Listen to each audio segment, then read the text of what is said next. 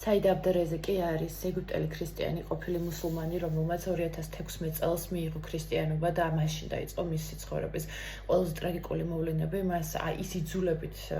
განქორწინება გაუკეთეს საკუთარ ცოლთან, წაართვეს მცირეწლოვანი შვილი, რის შემდეგაც დაიწყო ეს მთელი ჯაჭვი, როგორც ხდება ხოლმე მაშინ, როდესაც მუსულმანურ სამყაროში, რაც უმრავლესობა არის მუსულმანი, ადამიანი მიიღებს ქრისტიანობას და დატოვებს მუსულმანობას. მაშინ 2018 წელს მან დატოვა ეგვიპტე და გადავიდა რუსეთში და ყველანაირი ადამიანის უფლებების გარეშე, როგორც არსებობს წყაროები და ინფორმაცია,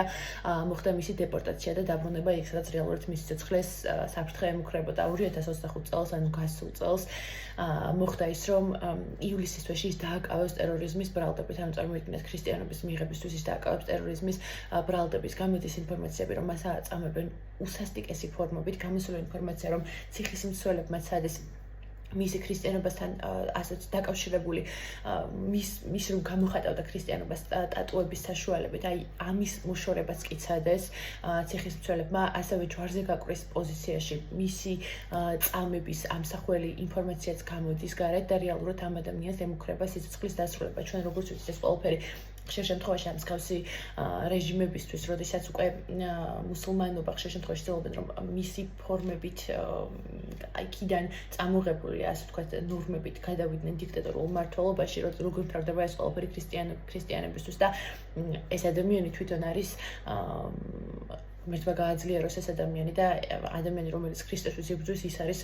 მთავარი და ის არის ახლა კარგ და სწორ გზაზე, ხო, მაგრამ ჩვენ დანარჩენ ადამიანებს რის გაკეთებაც შეგვიძლია ის უნდა გავაკეთოთ პირველ რიგში, რა თქმა უნდა, რაც ყველაზე ძვირფასია და რაც ყველაზე მნიშვნელოვანია ახლა ამ ადამიანისთვის, ეს არის ჩვენი ლოცა. მეორე რის გაკეთებაც ჩვენ შეგვიძლია და აუცილებლად უნდა გავაკეთოთ, ის არის პეტიციაზე ხელმოწერა და მესამე რის გაკეთებაც ჩვენ შეგვიძლია, ეს არის